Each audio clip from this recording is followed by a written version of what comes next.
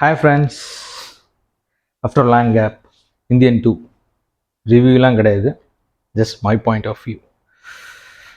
ஏகப்பட்ட ரிவ்யூஸ்லாம் பார்த்துட்டு இருந்தாலும் சங்கரன் ஆண்டவர் மேல் நம்பிக்கையை போட்டு படத்துக்கு போனேன். படம் பார்த்து முடிச்சுட்டு வெளியே வரேன். பார்த்திபன் சார் வடிவில் செட்டை கேட்பார்ல, நல்லா இருக்கு, நல்லா தான் ஏன் இருக்குது, அதே மாதிரி தான் நல்லா தானே ஏன் இருந்துச்சு, ஏன்டா இந்த படத்தை ஏன்டா இவ்வளோ கழுவி ஊற்றுறீங்க? ஓகே, ஒத்துக்கிறேன், அந்த மாதிரி ஃப்ளாஸ் இருக்குது. Right from the makeup, music எதுவுமே செட் ஆகலை.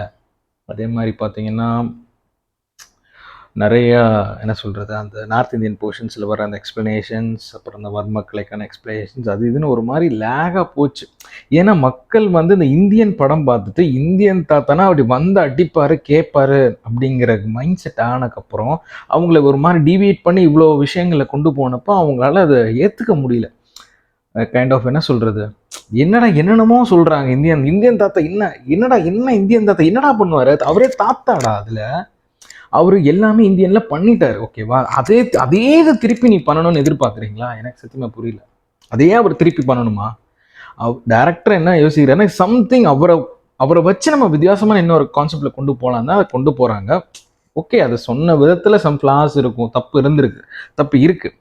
பட் ஆனால் அதை முடித்த விதம், அதை செகண்ட் ஹாஃபில் ஒரு மாதிரி எமோஷ்னலாக கேரி பண்ணி கொண்டு போய் அந்த தேர்ட் பார்ட் கிளிம்ஸோட முடிச்சது வந்து it was two good.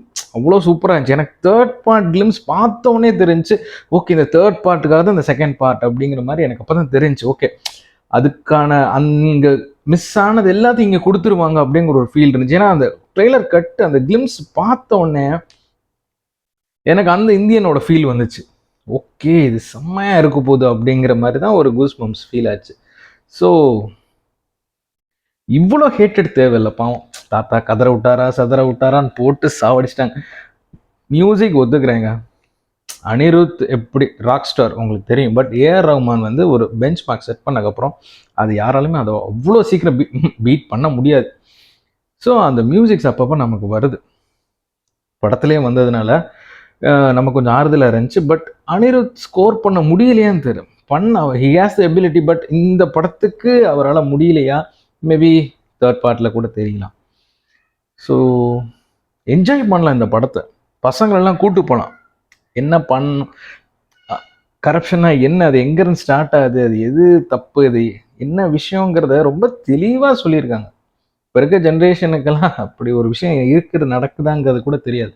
So அவங்களுக்கெல்லாம் அது புரிய வைக்கிற மாதிரி இந்த படம் கண்டிப்பாக அமையும். ஸோ பார்க்கலாம். சும்மா நீங்கள் ரிவ்யூஸ்லாம் பார்த்துட்டு படம் நல்லா இல்லை போல் அப்படி இப்படிலாம் நினைக்காது, தயவு செஞ்சு போய் பாருங்கள். ஜஸ்ட் என்ஜாய் பண்ணலாம் ஃபேமிலியோட. All the best.